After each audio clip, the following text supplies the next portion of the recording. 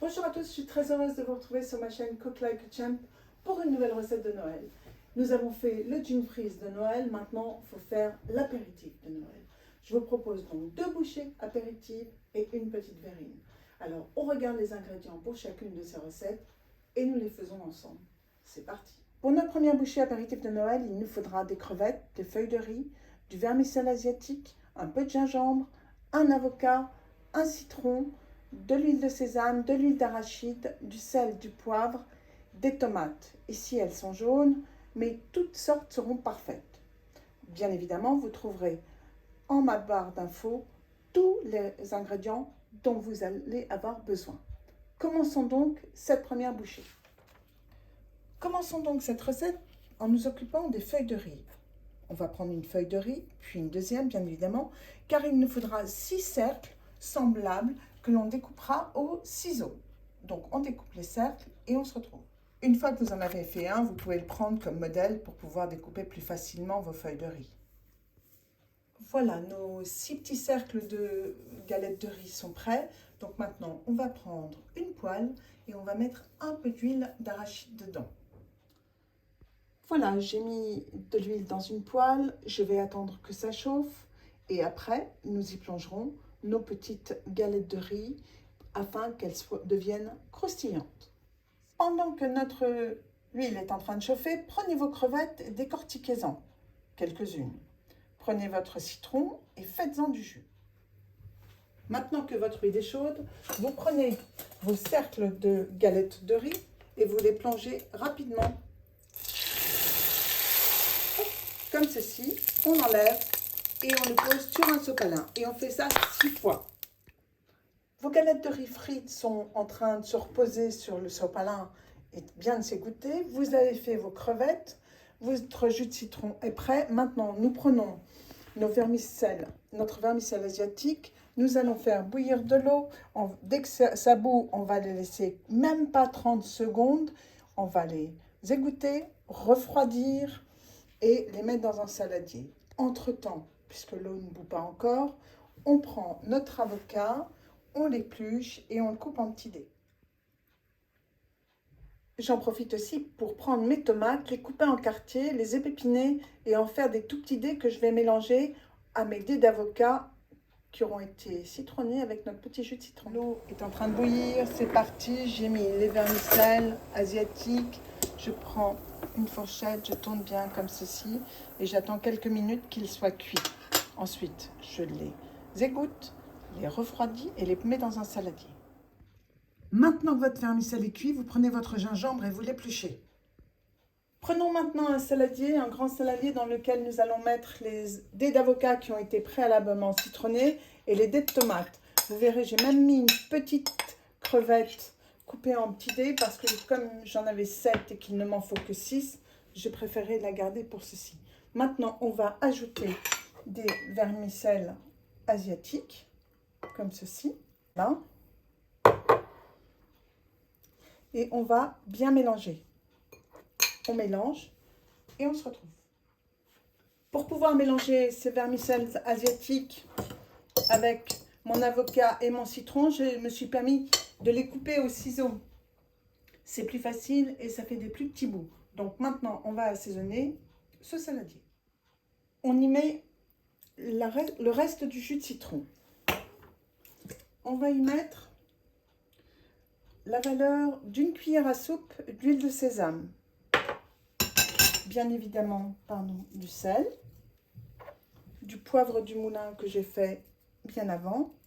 Et là, on va prendre une râpe et on va venir râper un petit peu de gingembre, comme ceci, à l'intérieur.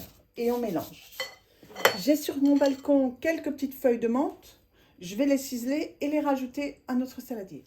N'hésitez pas à mettre du poivre, du sel.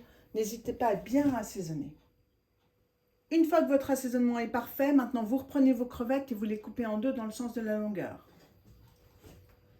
Maintenant que tout est prêt, dressons notre petit plat de première bouchée apéritive de Noël. C'est parti, on prend un plat sur lequel on va installer nos galettes de riz soufflé. Prenons notre mélange et installons-le au milieu de chaque galette soufflée. Avant d'y installer nos crevettes, nous prenons un petit peu d'huile de sésame dans un petit verre, un petit pinceau et nous allons badigeonner nos crevettes comme ceci, d'huile de sésame. Donc je le fais, on se retrouve et on finit le dressage. Voilà, nos crevettes ont été badigeonnées d'huile de sésame, un petit peu de poivre du moulin et maintenant nous allons les disposer sur notre mélange avocat, tomate, vermicelle asiatique, huile de sésame, sel, poivre. C'est parti. Et bien voilà, nos premières bouchées de Noël sont prêtes pour votre apéritif. On va les regarder de plus près et il ne vous restera plus qu'à les déguster. Passons donc à la deuxième bouchée de Noël pour votre apéritif. Il nous faudra des crackers à la farine de riz et au poivre et au sésame noir. C'est sans gluten et très facile à trouver sur les marchés. Du chèvre frais, de la ciboulette, du sel, du poivre, un peu de crème entière liquide et des œufs de poisson. Ici, j'ai pris des œufs de truite, mais vous pouvez prendre des œufs de topico ou, selon votre envie, allons même jusqu'à des œufs de saumon. Commençons donc nos bouchées. Dans un petit saladier, nous avons mis 200 g de chèvre frais. Nous y ajoutons 2 cuillères à soupe de crème entière liquide et on mélange bien. Vous pouvez mélanger soit à la spatule, soit au fouet. Je vais le faire au fouet et on se retrouve. Pour détendre mon appareil, je peux y verser 1 à 2 cuillères à café d'eau. Ça ne changera en rien le goût. Donc on mélange et on se retrouve. Une fois que votre mélange est fait, vous prenez votre ciboulette et vous la ciselez très finement. Une fois que vous avez ciselé votre ciboulette, vous pouvez l'ajouter à votre crème et votre chèvre frais.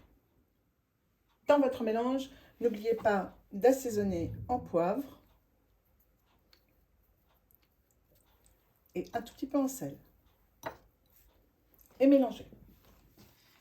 J'ai disposé mes crackers sur une petite assiette. J'en mets 3 par personne. On va faire une sorte de petit millefeuille avec cette crème de chèvre frais et on va ajouter aussi nos œufs de truite. C'est parti. Comme je n'ai pas envie de prendre une douille, une poche, etc., beaucoup de matériel, on va prendre une petite cuillère et on va disposer sur chacun des crackers notre mélange.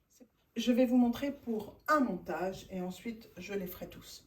Donc, sur 2 des crackers, j'ai mis mon mélange. Maintenant, au milieu de ces crackers, je vais mettre un tout petit peu d'œuf de truite. Et ensuite, je vais les monter comme un millefeuille. J'ai donc mis mes 2 étages avec du chèvre et des œufs de truite. Je mets le 3e étage de crackers au sésame, à la farine de riz et au sésame noir. Par-dessus, je vais mettre des œufs de truite et peut-être un petit bâtonnet de ciboulette que j'ai gardé. Voilà, votre petite bouchée apéritif est terminée. Maintenant, je vais faire les 5 autres et on se retrouve. Voilà, maintenant que nos petites bouchées sont prêtes, dressons-les d'une manière agréable. Pour faire plus Noël, j'ai mis quelques branches de sapin, nos 6 petites bouchées de Noël. Et voilà, il ne vous reste plus qu'à les déguster. Facile, rapide et très efficace. Et je peux vous le garantir, c'est excellent. Pour cette recette de verrine de Noël, il nous faudra du panais, un peu de crème liquide, des cranberries, du sel, du poivre et de la ciboulette. C'est parti, maintenant on fait la recette. On va commencer par éplucher le panais.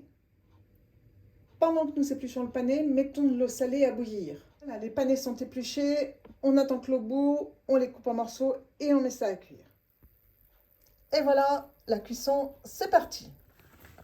Et bien voilà, maintenant on vérifie que c'est cuit. Donc on prend un couteau. Si ça se transperce comme ceci, c'est parfait. Voilà, donc on va arrêter la cuisson de nos panais. On va garder un tout petit peu de jus de côté et sinon le reste, on va le passer à la passoire. Mes panais qui sont bien égouttés, je vais les mettre dans un saladier et je vais les mixer avec justement un petit peu d'eau de cuisson que j'ai gardé là. Voilà, je prends mon mixeur plongeant, je mixe les panais et pour les détendre un peu, je rajouterai peut-être un peu d'eau de cuisson. Juste, je commence avec vous et je finirai. Voilà. Oui, il va falloir que je rajoute de l'eau de cuisson. Mais donc je vais rajouter un peu d'eau de cuisson et je continue de mixer.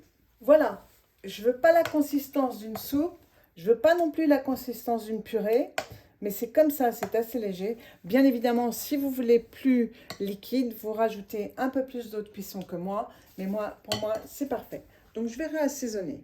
Je vais mettre du poivre noir. Je sais, les puristes me diront, il faut mettre du poivre gris parce que ça ne se voit pas. Mais moi, j'ai envie de mettre du poivre noir, donc je mets du poivre noir. Du sel de Guérande, on assaisonne le tout. Si vous voulez ajouter, vous, un peu de crème, vous mettez un peu de crème.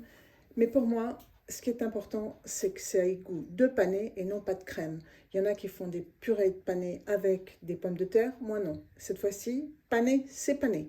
Donc, panais, sel, poivre et on se retrouve. Maintenant que l'assaisonnement a été rectifié à votre goût, prenez vos verrines et vous versez cet appareil de panais dans vos verrines. Alors, il y en a qui vont le faire à la louche, il y en a qui peuvent mettre cet appareil dans une poche comme ça, c'est plus facile pour mettre dans les verrines. Moi, je vais le faire à la cuillère, tout en faisant bien attention de ne pas en mettre partout sur le bord, il faut que ça reste propre. Maintenant que vos verrines sont remplies avec votre panais, vous pouvez rajouter vos cranberries à l'intérieur de votre verrine et faire une petite décoration avec ces bâtonnets de ciboulette. Et bien voilà, cette recette de verrine de panais est terminée. J'espère qu'elle vous plaira et qu'elle ira parfaitement avec les deux autres bouchées que nous avons fait préalablement. Et bien voilà, j'espère que ces recettes apéritives de Noël vous auront plu et séduiront vos amis si vous la leur faites pendant les réveillons, que ce soit de Noël ou du jour de l'an. N'hésitez pas à me le faire savoir, n'hésitez pas à liker ma vidéo, un petit pouce bleu fait toujours très plaisir. Nous, on se retrouve très prochainement sur ma chaîne Cook Like a Champ pour une recette pour l'entrée de Noël. Salut à tous!